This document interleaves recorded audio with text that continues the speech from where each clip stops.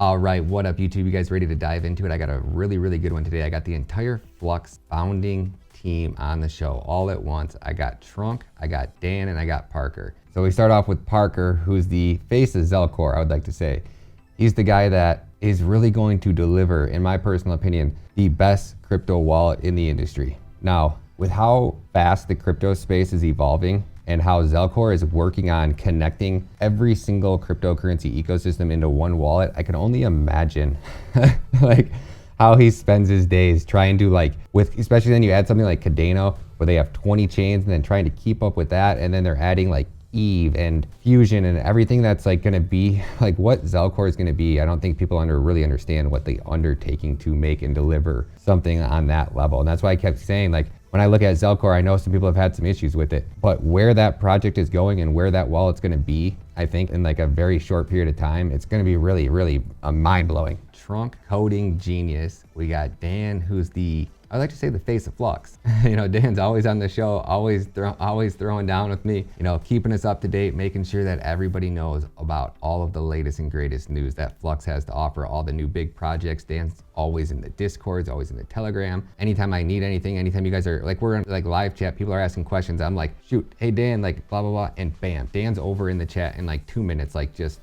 the only project that does that. I mean, I can't tell you the amount of videos I make for other companies. And why do I go out of my way to keep making them for Flux? Because they show me so much love. I need Dan, I have a question. I never feel like I'm like bothering him. I never feel like he's blowing me off. And he's probably the only project that I actually can like communicate with the actual founder. Like even Cardano, I go through like middlemen to get to the founders, right? And I don't even have like direct access to them, or I have to do it through Telegram or something like. And then he went out and got Trunk, and then Parker on the show as well. It's like, you don't find that in many projects, man. Like they are dedicated to making sure that the community continues to grow and makes the community continues to stay up to date on their project. And that's something that this industry is lacking desperately. And I wish they could make two a Dan so that we could have him on the show a lot more, because this project has so much to offer that I can't even wrap my head around a fraction of it. Like it has so much to offer. I don't know, do I set up nodes? Do I download the zelcore wallet? Do I research into this? Like it's just so much, I can't even keep up. So like, I think we need to have Dan on the show weekly. What do you guys think? Drop a comment below and let me know if you guys think we should set up at least one day a week to have Dan on the show. And then Parker too, man. Can we replace all you guys and you guys just come kick it with me all day? Let's go. Let's go.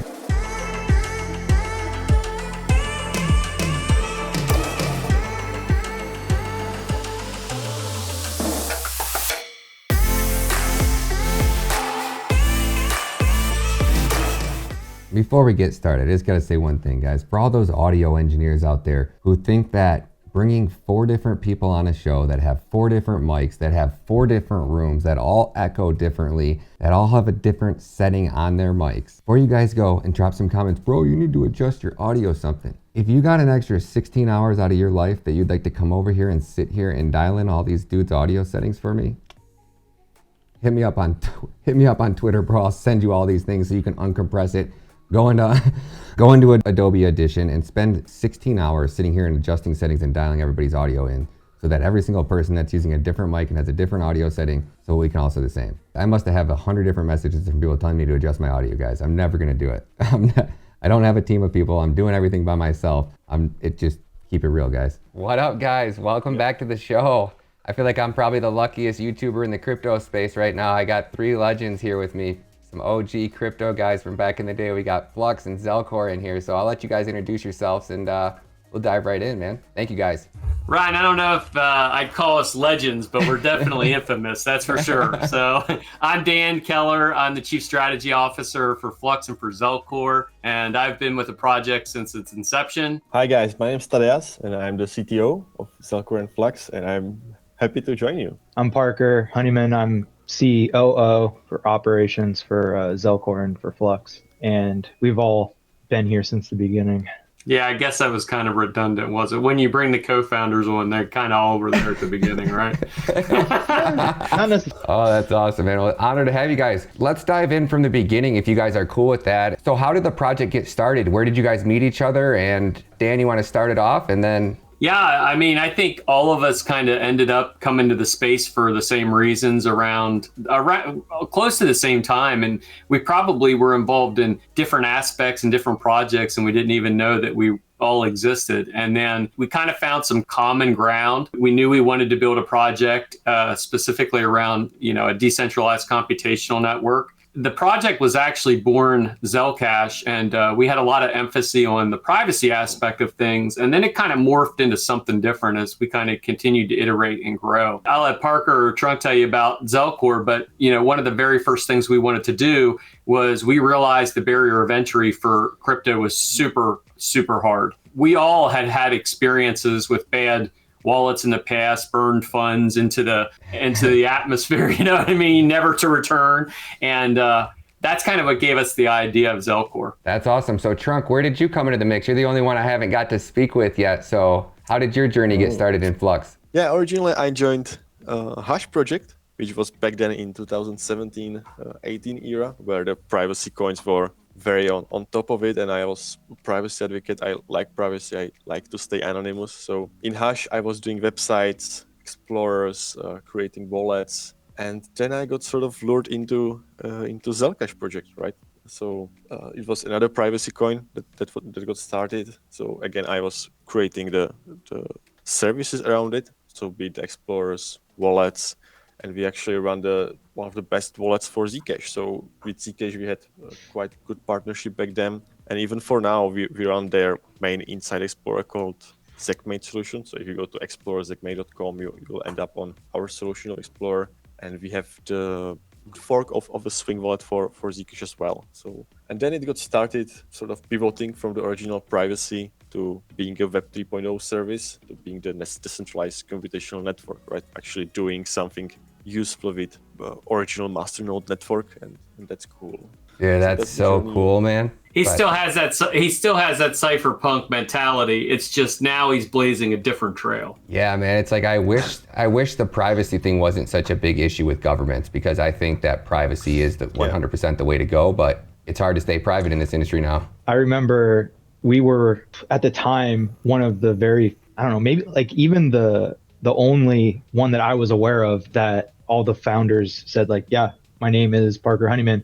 Here's a picture of me.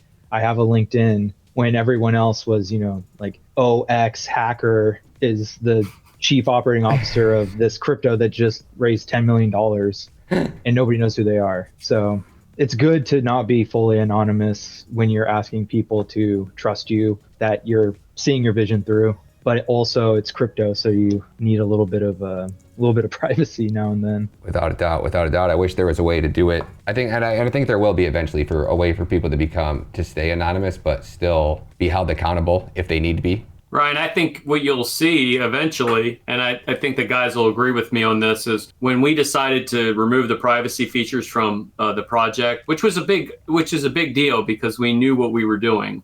When we were doing it, there are other projects that do privacy much better than what we could do it. So I think, what you're going to see is there will be a winner in the privacy sector. And the nice thing about parallel assets and what we've done is we've laid the groundwork to include them into our network at some point down the road as well. So you see Zcash talking about going to proof of stake and developing out in a completely different, kind of paradigm around what they believe privacy will be. Well, I can tell you that we would follow them along, and they would be one of the parallel assets you could see possibly down the road a few years from now when they work it all out. So that's something awesome to think about. And you guys were a fork off of Zcash, right?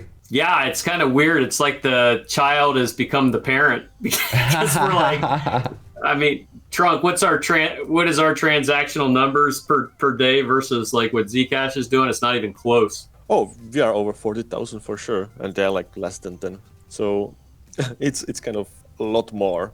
But we are focused on something completely else, right? Our network is focused on supplying the network with applications, ensuring that the applications are up to speed and running correctly. But Zcash network is focused on privacy. So the comparison should not be taking much place, right? Comparing to completely different projects right now.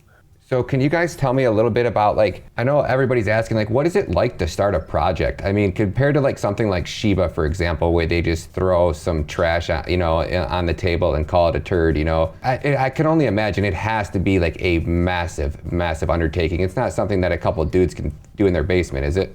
At their mom's house? I think a good analogy for the starting of the projects is Flux started in a terrible time, and zelcore started in a great time. And I say that because Flux came out with these computational nodes in the space where everyone was crapping out just transactional verification nodes. Just run a full node and we'll give you coin. And so we kind of got lost in the noise for a while. Like, are these Flux nodes doing anything special? And we thought they were, but we needed to build it. It was easy to get lost in the 2018, noise that was happening in the space. And then zelcore is on the polar opposite end, where Coinami is the best multi-asset mobile wallet at the time. And, they're charging, I want to say, I think it's 8 Bitcoin. They were charging just to list an asset, and you had to pass all their checks and run infrastructure for them. And so the space was begging for a multi-asset wallet that worked on desktop and mobile and didn't have such a high barrier of entry. But to get back to your question, what's it like to run a project it is running around like your head's cut off at the beginning. You have a vision and you're trying to get it down. You're trying to build stuff. Dan and I are coming up with a million ideas and telling Trunk to go build it magically. And then we go back and conspire and make up more roadmap items. But then you're also managing your marketing, you're managing your community on Discord. You're trying to make sure as much truthful information is coming out to counter, the FUD, educate people, because of the educational hurdle is so huge in this space. But you also want people to be able to understand what you're saying, so you don't want to just type out a bunch of math equations. So it's a really interesting, at least for me, we're going like back and forth. How technical should something be and how easy to use should it be? And we're trying to cover both so that it's available to a noob user all the way to a cypherpunk original that wants to know, okay, you guys say something, but is it actually true? Is some privacy feature actually in there? Or are you just saying that because people don't check? It's a lot to manage is, I guess, the moral of the story, but it's really fun. Is Flux in Solidity? So Solidity is a programming language basically for EVM chains, right? Yep. So Ethereum and BSC token of Flux are written in Solidity, standard ERC20 token.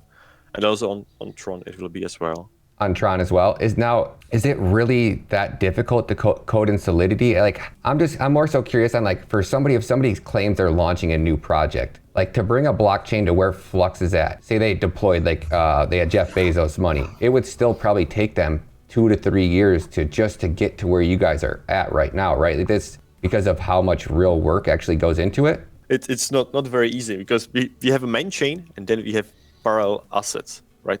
So you have a lot of aspects to it. You need to have daemons, some mechanism to check that the user is not cheating on the network. Then you have to have some kind of operating system on it that is verifying the application, launching it, right? And if you put everything on main chain, the chain is getting cluttered. So we have like FluxOS is layer 2 on top of it. So it's not a trivial solution, and you have to build community around it, good tokenomics. I guess it would take 2 to 3 years to build something similar that Flux has, right? And at that time, it would be way further ahead of them. Yeah, that's what Don't I'm talking about. forget, it's open source, so it might help people jumpstart. Yeah. But if you just fork it and run the same code, it's not your project, right? It's just something. Yeah, then you're forking it. Yeah, and I think one of the things that I would add to kind of what Trunk was saying as well is we built the Flux aspect of it to be agnostic. I mean, anyone can build a Dockerized application and launch it on Flux. So although there's the underpinnings, the framework of what Flux is, there's some specialized coding to that. I mean, our goal is to make reduce that barrier of entry, and not only for the just common people, the common folks that want to run, applications, but remove that barrier of entry for large businesses as well. And that's what makes Flux so unique, is our value proposition that we're going to offer to the space, not just the crypto space, but the technology stack on top of that. It's going to be exponential. And we're already seeing those partners start to find us for the very first time and say, holy crap, where have you guys been, right? So our goal has been, as we started out that project, was, as Parker kind of alluded to, regulatory compliant, focused on end users, focused on ease of use, focused on, strong technical background, and developing all of this into a framework. Because essentially that's what makes us successful. Is it's not a sum of many different parts, it's a delivery framework, so that eventually, no matter what part of the ecosystem you're sitting on, we can deliver a service to you at a very high level. So I just figured I'd throw that in there. That's huge, man. That's huge. Now, what is it like when you guys say stand up a node? I'm still lost on that part. Can anybody break that down for me? Like, what are these businesses like? If I wanted to deploy something on Flux, what do I have to do as the business owner? I know it's free for the AWS side of it is free, correct? But do I need to like deploy my own node to do that? So that requires me to buy some Flux and put it and stake it to run a node. That way I can run on the network for free. Or how does that work? Yeah, I think go ahead. the analogy is like AWS obviously hosts all their own bare metal. They're running the servers in however many buildings. And AWS is the company that controls all those resources. And so Flux is akin to something like AWS or Azure in the sense that we're building this wrapper for people to put hardware into, except we're not in, one building in Seattle. It's, me, it's, you, it's crypto, whoever running some hardware around the world. And so we're just wrapping that up into some usable amount of computing space. But if, say, Ryan, you have, trying to think of a good example. I think you used Minecraft server last time. Yeah, sure. If you want to stand up a Minecraft server, you don't have to run a node. You don't have to even own a lot of Flux or anything like that. You're leveraging someone else running the hardware. And so you can access and stand stuff up on my node. Hey, Dan, I can hear you typing. All right. Oh, you're good. All right, what were you saying, Parker? Sorry, I didn't want it to be in there. I don't know if I could cut that out of there. Yeah, so if like you go to deploy your Minecraft server, it might end up on my node as one of the instances, but you don't know that. You don't even care necessarily. You just want an instance, your app up. And so that's kind of the separation is as a business, if you Dockerize one of your apps, let's say payroll app, and you release it on Flux, you don't know it's on my node or Trunk's node or whoever's node, but you don't really care because you're not running a node. You just know your software works. And that's that's the end goal. For sure. I was more curious on, is it like when you guys are doing all this for free, how does it grow Fluxes? Like, how is it getting people to buy Flux or lock up Flux? Or is there anything that any of these programs that are going to be doing anything like that? I know you guys have Infinity launching coming up. I can speak to that. I mean, essentially, our economic model was built so that we incentivize the node operators to provide the computational resources. And then the way that we're able to give that away for free is essentially Flux is kind of footing the bill. As people come into the ecosystem, they're going to require Flux for every part of the ecosystem. That's what makes us a wonderful utility asset. We've embedded kind of in every little creature comfort, including zelcore, the functionality of what the Flux blockchain brings. You got to think of it in two different ways. There's going to be standard users who are going to use it to run maybe a dApp that they're working on or building, and they want cheap infrastructure, free infrastructure. And then you got to think of it as enterprise systems. So like one of our enterprise customers is KDA. We run 900 plus nodes for KDA to help them with their infrastructure and remain on their decentralized path moving forward. And they closely align with what we were doing because it makes sense, because great use case. The answer to your question is this: as we continue to mature, those economic demands on the actual asset will continue to increase because the need for it to continue to increase, whether you're running a node or participating on the network, and creating revenue generation models for the people that are launching the dApps. So, get paid in Flux, perhaps, as some of these dApps get tuned up and start running. So it's a symbiotic ecosystem that kind of feeds itself. So as more developers come, there's more demand, the demand increases. There's more people that want to run nodes. We're getting ready to go into our node halving next year. And there's some really cool stuff that's going to be done around nodes. I can't drop any hints here, but I will say that, one of the big concerns was, what about the guy that's got 100 Flux and I want to participate in the network? Well, right now there's no real on-chain situation where they can participate in the network, but there will be. We'll continue to keep developing this out and adjusting those models so that really it just capitalizes on this growth model. which has been very effective. And we believe probably it's one of the best tokenomics out there. I mean, I've yet to see one that kind of rivals us. We've really planned this out, not for 5 years in the future, but we've planned this out for 15 to 25, so on and so forth. So we've really looked down the road quite a ways. Wow, that's huge. So what happens at the node halving? Is that where like the rewards get cut in half? So it kind of like a Bitcoin halving? Yeah, in node halving, we are just halving the required collateral to stand up a node. So current numbers are that you have to have 10,000 Flux, 25 or 100,000 to stand up a node. So we will be reducing that greatly to lower the barrier to entry to host a node. But the payouts that you will be getting are still the same. But as the number of nodes will increase, the payout for you overall through the month period will probably be lower, right? 2 times lower if you lower the entry barrier. So the blockchain is coded for halving the block reward as well. So in like 1.5 years, we will halve the block reward just like Bitcoin has it.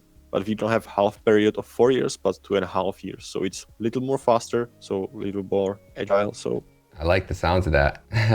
I don't like those 3-year bear winter stretches. So let's get these halvings happening a little faster, you know?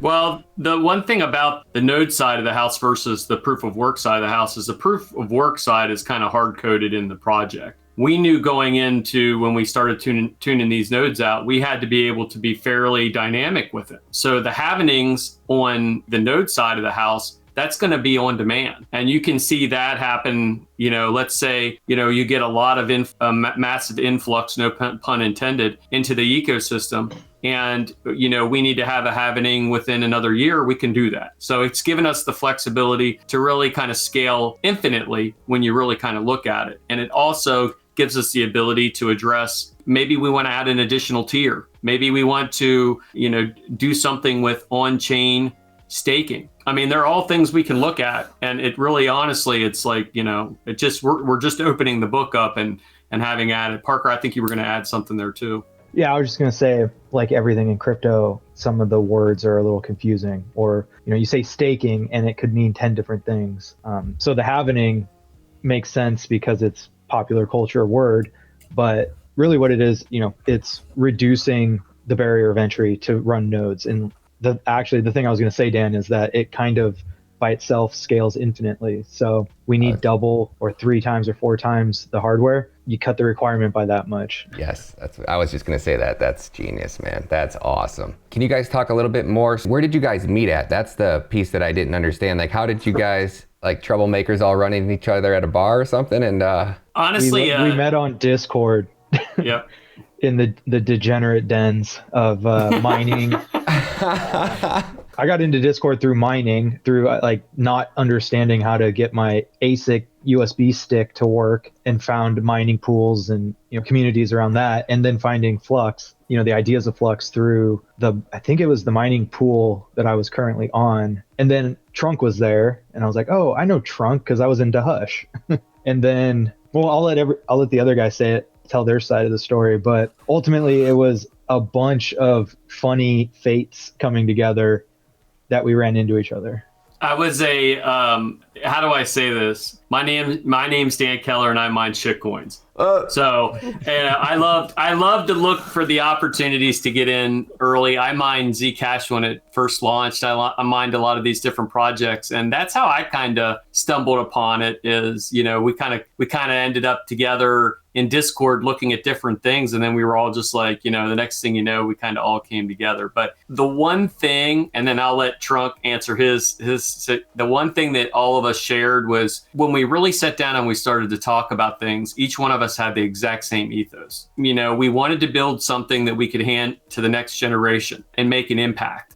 It was never about money for us. It was never about, fame or anything like that. It was about a mission. And the mission was to provide the best chance for our children and their children and their children, some level of anonymity, some level of privacy, some level of confidence that their data wasn't being harvested. Their electronic medical records, their, everything about them was harvested. And, we look like visionaries because at that point in time, it was only started to be talked about Amazon and Google and some of these other large platforms, what they were talking about doing. And in reality, it's way worse than we ever envisioned.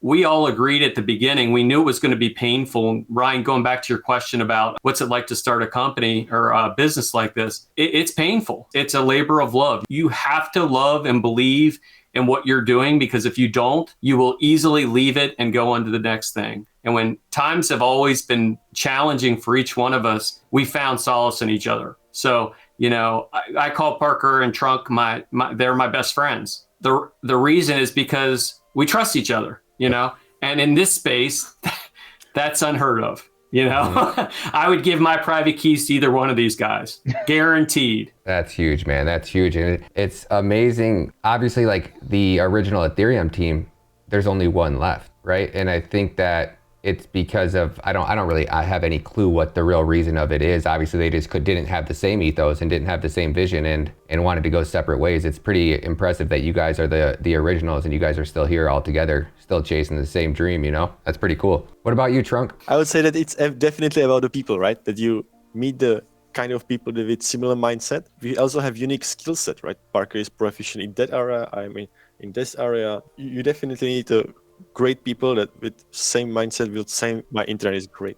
Yeah, you're so right. You definitely need the people that are on the same wave, same mindset, same vision, so they complete each other and they stick together. Because most of the project fall down because they just keep on fighting, get greedy per se, or have the same skill set and don't have person that is proficient in different area. Yeah, to start a project, you need people that are visionaries and complete well. That's awesome. What was it like trying to like how did you guys establish that trust where you were like, okay, and were you guys all working other jobs, or had you guys already been like well off in as far as from like the previous like mining crypto, and was it hard to put something like this together? I can only imagine like the resources and the time that you guys would have to put into a project like this. Being strangers is the crazy part too, that you guys trusted each other with something this massive. It's pretty cool. The trust definitely developed over time and through a lot of hardship. It's hard to say it, we were so fortunate, the hand we were dealt, or the chance that we ran into each other at the right time. But it definitely developed over time. The funny thing is I've met Trunk in person. He stayed at my house, and I've never met Dan in person. We've Really? we've tried a couple of times. It just hasn't worked out. But I mean, I trust them both the same amount, but it's proving that you are who you say you are. So we've all said at the beginning, like, yeah, we want to do this and we're going to, change the world, and, nothing will ever change me. And then when tough decisions come up and you stick to your guns, you act as other people expect you to because of what you've said, that it really quickly develops trust. That's awesome, man. That's such a cool story, man. I wish I could get you guys on here more often, man.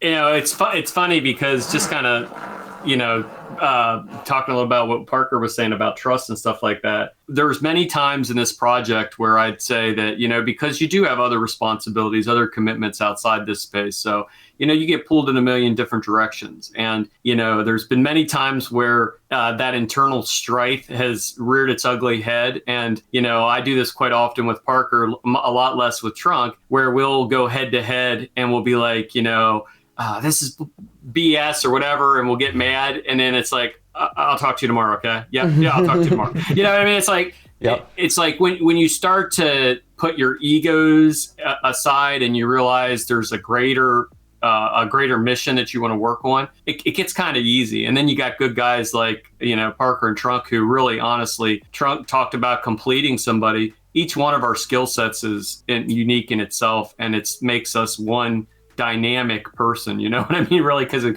pulls it all together. 100%. I had no idea what I was going to say after that. I had a good follow-up question. Sorry, buddy. No, you're good, man. I don't know what it was. It was good. Give me 1 second. Damn it. It was a good one, too. It was a good one. It was, I don't know.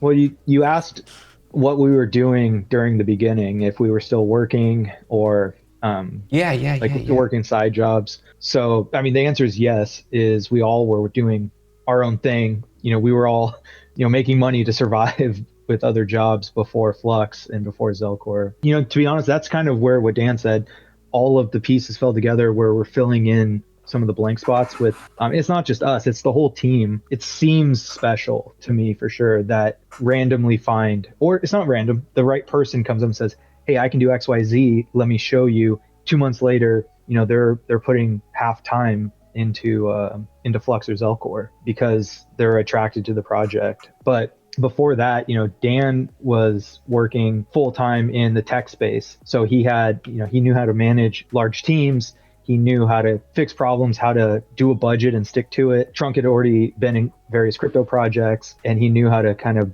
I will say, bury his head down and just grind out coding because he's phenomenally fast at it. So we don't bother him. Mm-hmm. And then I worked in the startup space for medical devices for 10 years. So I kind of knew how to run by the, you know, like my pants are on fire and just kind of get things done as fast as possible to an acceptable level. And then you go on to the next thing to get a minimal viable product. But now I'm full time. Trunk is full time, and Dan is all over the place like usual. On Flux and Zelcore and life and kids and everything. So here's the question. I figured it out. What was it like when you guys finally realized that you guys were going to make it? Like, what was that feeling like when you guys, you know, you just got to that point where Flux was like actually picking up? Like, when was that? Was that this most recent pump, or was it the, like, back in early 2020 or? I can tell you what I thought, and I know this sounds totally crazy and sort of cliche. I knew it the day that we sat down and we started mapping the project out, we were going to be successful. Successful in the way that we knew the project was developing is, I can tell you firsthand, is when Coinbase dropped ICP and we looked at the project and realized immediately that we were way better than what they could ever be. And it was, what did they launch with the market cap of in billions and billions? And it was wait a minute, hold up, because something's not right here, because, you know, we are Web3. We were built for Web3, for the people, by the people. Mm-hmm. And we all got together as a team and we kind of celebrated a little bit because their launch of that project really kind of cascaded us into all of a sudden the throes of success, because people were coming in and finding the project because of this attention that was starting to be paid to Web3. And then I'd say, and I'll let the other guys answer too, is the other area is when they started deplatforming people. We knew right away that, you know, when they took Parler down and some of these other applications down, we knew right away that Web3 was inevitable. And we were poised right where we were supposed to be. And we are poised right where we're supposed to be. And that's the cool thing about it, is we're just ripping technology off and we're loving it. That's awesome. So can people build websites on Flux? Is that something that's possible? Or how does somebody get deplatformed? Right. So I would just say that we are still at the very beginning, right? We have not even started, right? Compose is coming. You can build complicated applications starting early December. And this is still 1% still, where Flux is going to be and where Web 3.0 is going to be, right? We are here to disrupt AWS, DigitalOcean, HEADS, other providers, right? So right now, this is still experimental network. All of the Web3 is very experimental and in very early stages. So I don't feel that we are somewhere. We are still at very, very beginning, and it's a long journey, right? Years to building and bringing it to be actually competitive in the big space, right? That's the best answer ever, man. That's huge, man. I'm so excited to see what you guys got coming. What about you, Parker? I hit on right away when you asked about building a website, because the answer is yes, you could.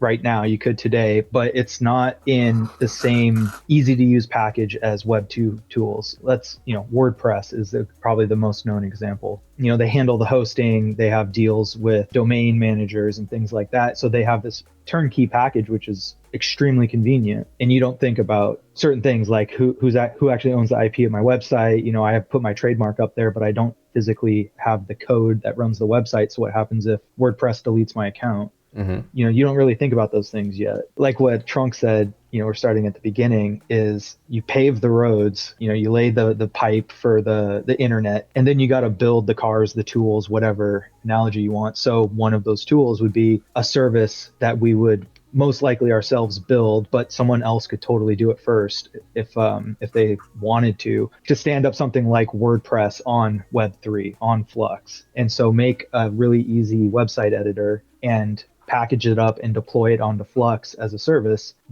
anything from Web 2.0 needs to be essentially ported over to Web 3. So email, website hosting, domain management, routing services, even the IPv4 and V6 gateways that need to come together so that they can actually, those two different, legacy and new technology can actually talk to each other. Like that's not even built yet. And so long story short, there's a lot of things that need to get ported over to Web3. And then there's also a lot more opportunity to kind of pick up where Web 2 left off and kind of stop developing. Man, that's huge.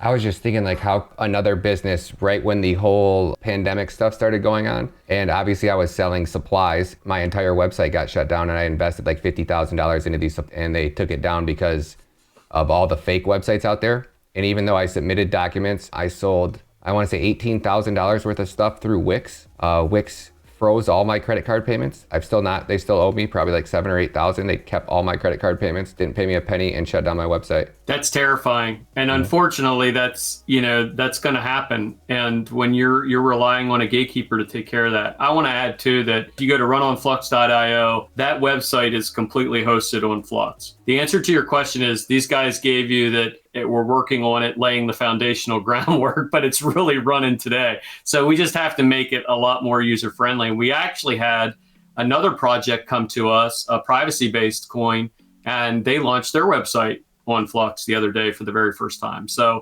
like Parker was saying, everything's there foundationally. It's going to be the people that come in and start to port those things over and be successful with porting them over. They're going to create revenue models for themselves, so the first person to really launch that DApp, easily deploy with Flux Domain Manager and basically package that up like a Wix. Like a Wix, yeah. You're going to win. You'll not see issues like that, like what you experienced, because, there is no dethroning you. No dethroning here. Yeah. I mean, this is for the people, by the people. It's what it is. Man, I can't wait to see, like, it would be so cool to be able to go into have a Wix, but able to build Web3 browser extensions. Like I would love to be able to build my website into a browser extension, just have it right there on Web3, boom. Yeah, were you sitting in on our developer meetings? Yeah. You say that a lot, Dan. I must be asking the right questions. Yeah. That's the kind of stuff that Parker's always coming up with. He comes up with these crazy, and I don't even think about those things. And he calls me up at 9 o'clock at night when I'm getting ready to go to bed, and he drops these mind bombs on me. And the next thing I know, I can't sleep. I'm laying there like, oh my God, can we do this? It's crazy. So how hard is it getting people onto your team? Trunk, are you the guy that has to interview them for the coding? And how hard is it to get? Yeah. So we have a good filter mechanism, like every organizations do, right? You have to go through CVs, read them. If the person has the right skill set, we check their GitHub if they have something there. Then the candidates that we are interested in, we just invite them for a call and give them quick rundown. For example, hey, integrate some token to zelcore through their open source repository. It's about personality. So we are not really looking at the skill set, but what unique aspect a person can bring to us per se. You need to be sort of kind of unique to succeed, I would say, because machines are everywhere. A lot of coding can be done by machines, but you need some person with right mindset that differs a little, that can bring something, the unique aspect to it, right? So that's what we are looking for. And how big is the Flux team as of today? I stopped. Are you talking total project, Ryan, or are you talking just the developers? I'm talking about in-house employees like that, you guys. I stopped counting at 35. So and I mean, each one of those is, to a different extent. We had a lot of people in this last bull run quit their day jobs. I mean, because they've been on the project since inception. Several of our developers are now full-time on the job on Flux because they don't need to work. They do what they love now. They don't do what they have to do. And each one of those individuals, like Trunk was kind of alluding to, and Parker, you can probably expand on this too from the zelcore side and other areas, they do bring talents. We quickly weed out anyone that would bring discontent. And somebody comes into a call and the first thing they start talking about is money, we don't engage them any further, literally. The majority of our developers came in and they're like, I don't give a crap what I do. I just want to work on your project. Those are the type of people that we end up rewarding handsomely and becoming team members because they come for the mission and the money is the byproduct. So I would say, yeah, I agree with what Trunk says. I think it's about your talent that you bring to the team. Oh, that's huge, man. So what is this Infinity? Am I saying that right? Is it the Infinity? Is it Infinity contracts, Infinity upgrade? What? And then Trunk said something about like advanced programs. So what are we building? Well, we are starting with our infrastructure. So you probably heard of Docker Compose, when you can link applications together. So imagine that you have a website and you have a database the website is talking to. So that's what Compose database. So right now the nodes are not sharing data perfectly, and with the decentralized database that they will be able to. That's actually a full-time research to work on that. And I would also touch like infrastructure of zelcore and infrastructure of all blockchains, right? So zelcore has a lot of servers that are serving infrastructure. Ourselves, we just have to run over 30 servers to serve all the coins, the balances, transactions, the broadcast and everything. And this is kind of centralized, right? But Flux allows it to be a decentralized aspect of it, right? We have already plugged in Flux infrastructure to zelcore, be it Kadena, be it actually Ethereum. Zelcore has more than 5 million calls to Ethereum nodes per day. So Flux reduces this infrastructure cost greatly, not just for Ethereum, but for KDA, for Solana, for making the Zelcore even more powerful. And if you look at projects like Ethereum, like Tron, they are all centralized. If you speak of Ethereum, where do you go for a node? Where do you go for checking balances? You kind of have to go to Infura. That's the only provider that makes sense to you, right? So 99 projects on Ethereum are built around Infura. There is a 99% chance that where do you go to check a transaction on Explorer? It's an Etherscan, right? And the same for PScan, Tronscan, and this. So this is all kind of centralization that can be ported to Flux and make actually Ethereum a little bit more decentralized, right? So that's the way Flux is heading with the Compose and with this network upgrade. This is going to bring smart contracts to Flux, or is smart contracts already on Flux? You guys got so much going on, man. I can't even keep up. I'll go back to what you were asking about the Infinity dapps, and Trunk talked about it a little bit. You kind of have to give a little backstory, but there was a time when everybody was putting something on the blockchain just to say it was on the blockchain, and it was cool because it started pushing. Some good projects came out of that idea, but there's so much stuff that does not need to be on a blockchain. Like intercommunications between what Trunk was talking about, a database, like the front end of your app, that does not need to be on the blockchain. You could say that shouldn't be on the blockchain, at least in some circumstances, because it's slow, it's data expensive, it's computationally expensive, and it creates a lot of time lag depending on how confirm that data. But that data doesn't need to be confirmed. It's just a communication between an existing, an entry in a database and someone querying that database. With Flux OS being kind of what this layer 2 idea, it separating what needs to be on the blockchain and what does not. Well, if you believe in my what I posit that not everything needs to be on the blockchain, the Infinity dapps along with Docker Compose, it's not a smart contract in the way I think people understand them today, but it is a communication between two layers of a tech stack that are algorithmically hashed so that you do know who you're talking to. This database does know it's talking to this app, and this app is being run by the user that we think it is. And so it's really just, it's checks along the way to make sure there's not anybody in the middle trying to steal your information. You have these parts of the blockchain with zelcore all but guarantee that the right user is accessing the right data at the right time, kind of thing. So that was a year's worth of history all rolled in together as fast as I could. So, Ryan, I'll give you the layman's terms and the way that I see it. Go ahead. The main Twitter account put the other day the word inception. When you have a blockchain that can communicate cross-chain with other chains to the point where you're giving data back to the chains that you're currently communicating with, you have inception. You have literally bringing everything back to center again and then redistributing it, kind of like what Trunk was saying. So it's really building these things internally. And that's where Infinity contracts come in, is it's for Infinity. you can continue to keep developing these pieces and keep rolling them on forever. That's the grand scheme of them. So you guys said that we did talk a little bit about NFTs, right? Yeah, so you and I have talked about NFTs on a couple of ours, yes. So how do NFTs become a part of Flux? That's what we're waiting on, that next upgrade will allow NFTs? So kind of what you and I had talked about is what we're going to do is we're going to partner with somebody that's already doing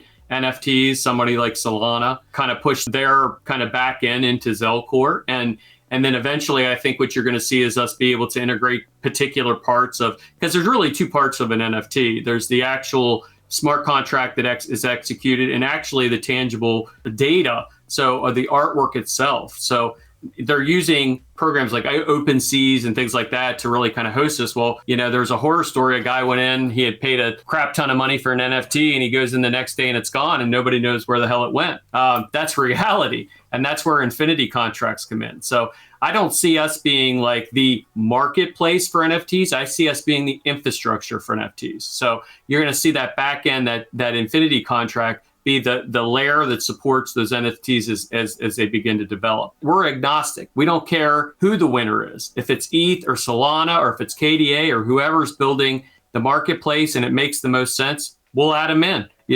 Ultimately, it's a different view than what a lot of people are doing because they're focusing on generation and marketplace. We're focusing, again, like we always do, on the infrastructure that's going to run it all. Yeah. So that's kind of what we're working on. Man, that's so cool. Let me, I don't know if we're crunched on time yet, but you gave me the perfect example of what an infinity contract or an infinity dApp, how it works functionally. So you have custody of the token, your NFT token, and then you have the place where you're hosting the picture, the GIF, IP, whatever it is. And then you also have like the marketplace where you go and sell it and all that. With zelcore, something we didn't talk about yet, but we have this piece called Zel ID, which is for all intents and purposes, it's your digital identity. It traverses blockchain space. It's portable. And so you have all your addresses, your Bitcoin address, your Ethereum address, but then you also have a Zel ID. And the Zel ID is linked to your address. So it's like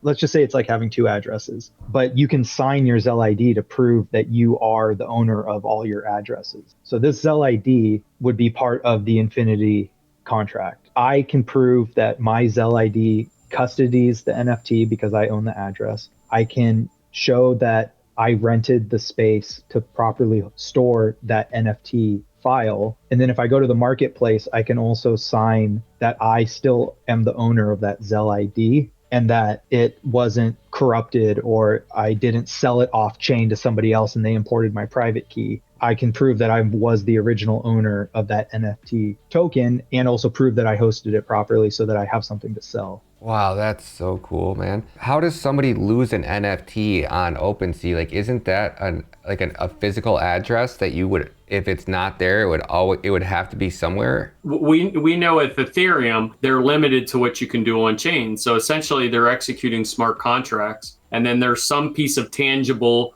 artwork. It seems to be like cipher monkeys or whatever the hell the thing of the day is, right? But it's really just an artwork, and that's what's tied to that particular address. But let's take it a step beyond that and get outside of just a GIF or a JPEG, and we start talking about content. So say Dan develops a mini series, and I want to capitalize and allow people to actually have access to this. Well, where do I keep that digital footprint? If it's longer, it could be a clip, famous clips, and somebody wants to have that as an NFT, and they want to be able to rights to lend that NFT out to individuals who pay for the service. An artist creates an MP3. Where the hell is all this going? It's not going on the Ethereum blockchain, right? So you need infrastructure to be able to support this beyond just a JPEG or a GIF. You need something that can really house lots of data and then be able to have, like Parker was alluding to, the identity of that individual tied to those particular smart contracts to verify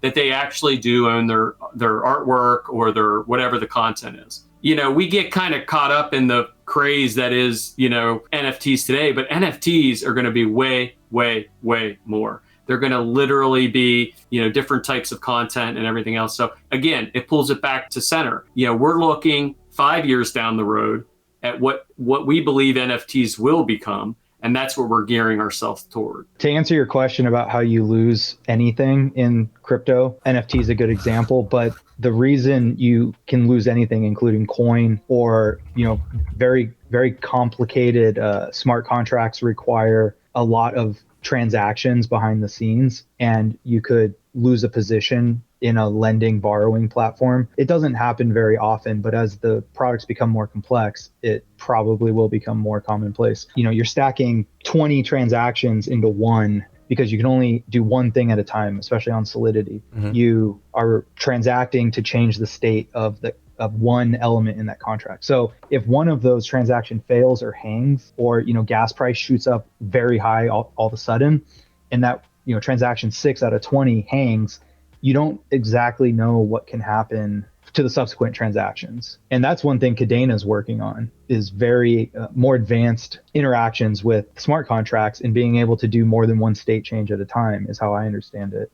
And with that comes much more complex smart contracts, essentially, but more ability to port over the analog stuff to the digital stuff. So instead of just having lending protocols, you can have, advanced pools of derivatives tied together and sell them in tranches. All these things that happen in the finance world, they can happen a little bit more seamlessly as the smart contracts the languages become smarter and smarter. So with you guys on zelcore, is zelcore, you can swap assets right in zelcore, correct? Yeah, you can. Some assets for sure. So zelcore is almost like is it like a DEX kind of thing? Are you guys ever going that route, like into like the DeFi space, where you guys will have like your own DEX? Yeah, that could be a whole nother show or a whole nother stream on its own. So I take that as a yes. One word for you, Ryan. Fusion, and then we'll just leave it at that. So fusion, that's what fusion was created for, kind of that idea. And when will we see that coming into the when we get to fusion? Fusion is already in play right now. You guys are just going to take it to the next alpha? Well, so the symbiotic relationship between Flux and zelcore, besides us being the development team on both, is we get to take the challenges that Flux has for custody and for swapping and interactions with smart contracts and put a front end to it with zelcore. And so the parallel assets were something that, at least the way we did it, nobody had ever done before. And so we had to create our own swapping mechanism to work with those parallel assets. So Fusion allows users to go from mainnet Flux to Flux Solana, Flux Tron. Yes. Well, those two are coming out. But it doesn't have to just be Flux.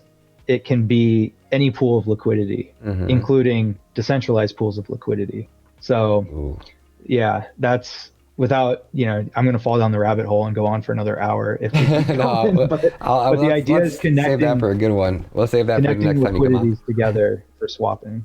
Man, that's so cool. How much time do I got you guys for? We got to be getting close. I know I'm at an hour, so we can keep going. I'll keep going all night with you guys, but how much time do we got? I got about 10 more minutes. You guys good for 10 minutes? What is like the best value add that we can give to the viewers right now? What would give them the most value right now that we haven't covered yet? I think, what I would love to hear is your view from your users on not even just Flux or zelcore, but the space.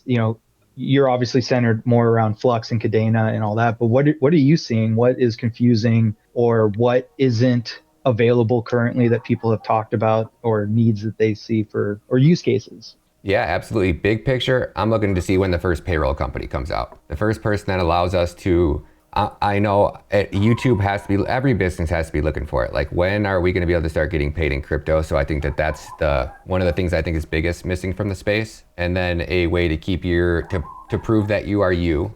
And I'm sure somebody's already working on this without actually having to provide an ID. As far as what I'm still curious about on Flux is I would really love to dive into the business model, because it's really easy for me to explain to people exactly how Kadena is going to be $600, right? I'm trying to figure out, how do I teach people where revenue is going to be coming from so that I can go out on my own, because you guys can't talk about price with me, but I want to do my thing. So I would love to know more about like these business models and what that looks like over a longer scale. Is that something that you guys have on a website that I can find? Yeah, we can hook you up. No. We can hook. It's an internal thing, but it's not something that, we have built out, because honestly, what we're looking for I want to just kind of mention something.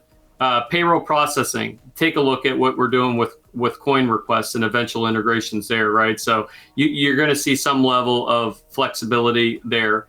You talked about proving your identity. Well, that is ZelID. That is 110% AML KYC, the ability to move from exchange to exchange without having to do the processes at every exchange, integrating those pieces in so that that is your digital ID and it moves with you everywhere you go. And that is real and that is here today. And then as far as business models, yeah, it's easy to talk about a layer one and give projections of where you think it's going to be.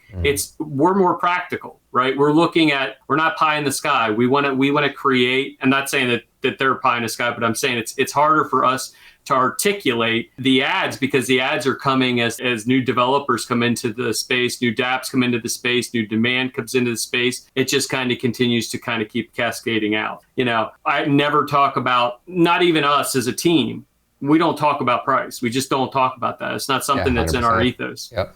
I will say this, Flux is a finite resource. And we created this ecosystem to utilize the utility asset to its fullest. And we're nowhere near where we believe it would be. When is the last Flux released into circulation? Like 100 years or something like that.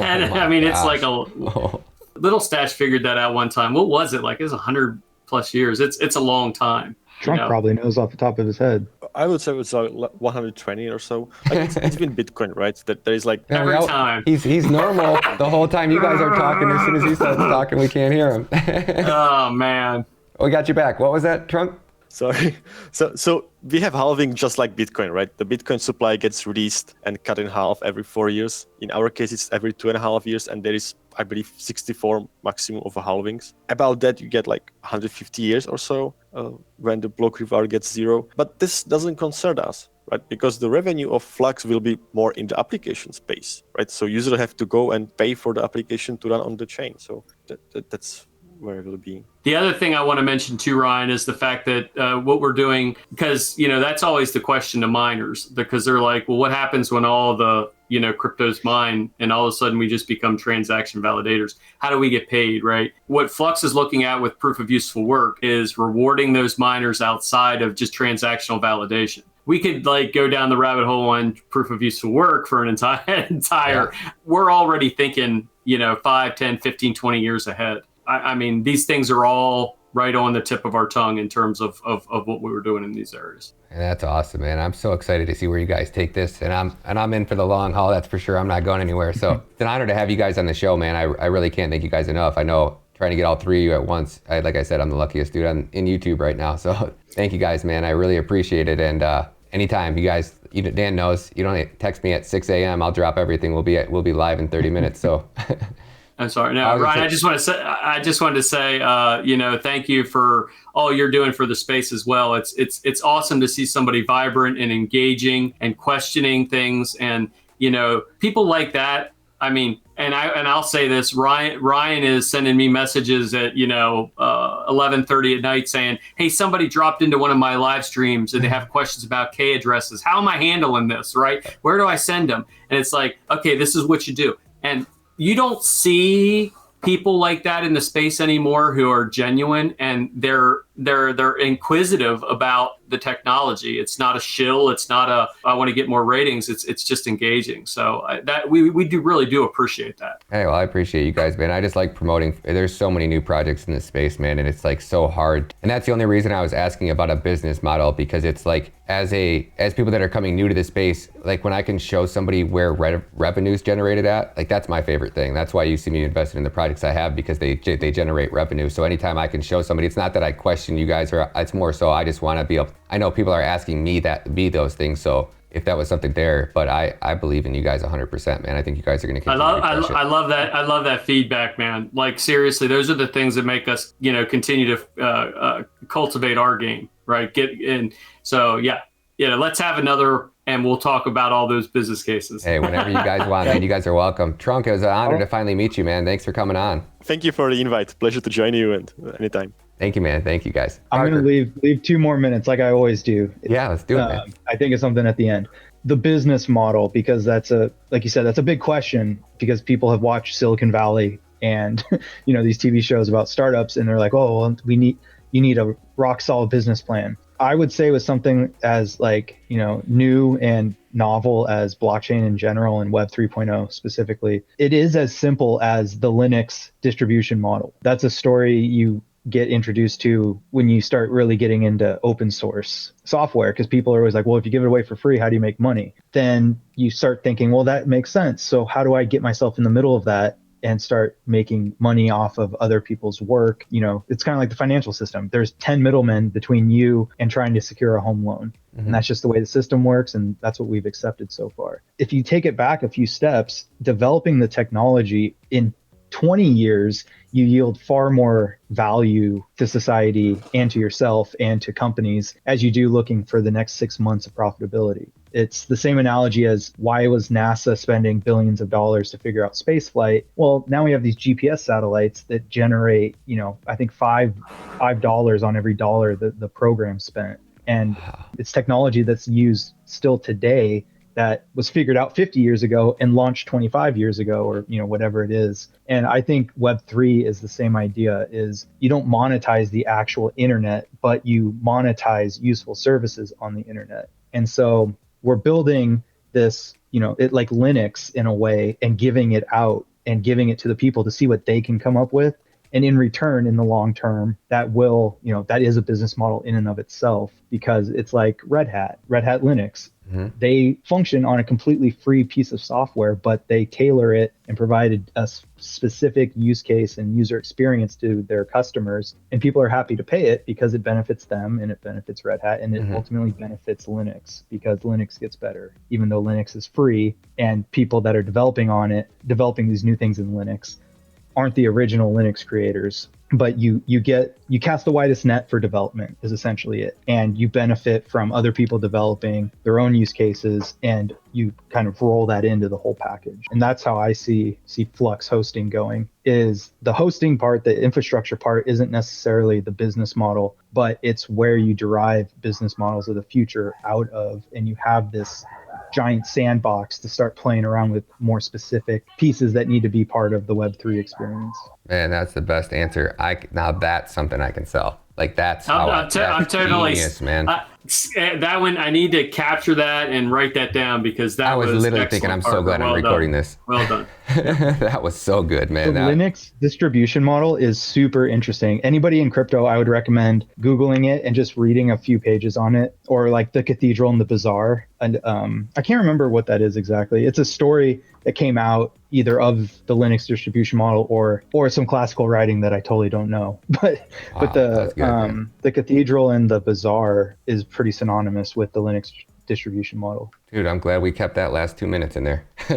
Yeah, amen. So that was great ending, man. Thank you, gentlemen, so much, man. It's an honor. Whenever you guys want, man, you guys got my numbers. Wish you guys were coming to Miami, so I'm gonna keep hitting towards that till we get. We're gonna definitely catch up soon. We're gonna catch you at one of those. I want to make sure I'm ready to book my flight the next day that I know where you guys are headed, so I'll be there. Let's do it. All right, gentlemen. You guys have a great day, man. Appreciate you guys. Thank you, guys. Thanks, Ryan. Thank you, guys. Have a good one. Yep. Bye, guys. Happy Thanksgiving. Yeah, happy Thanksgiving, guys. Happy Thanksgiving. Sure. Happy Thanksgiving, guys. Bye. All right, YouTube. So that's a wrap. Special shout out to the Flux team. Shout out to the zelcore team. Shout out to Dan, Parker, and Trunk. I really can't thank you guys enough for coming on the show. Sorry if I feel like I don't know.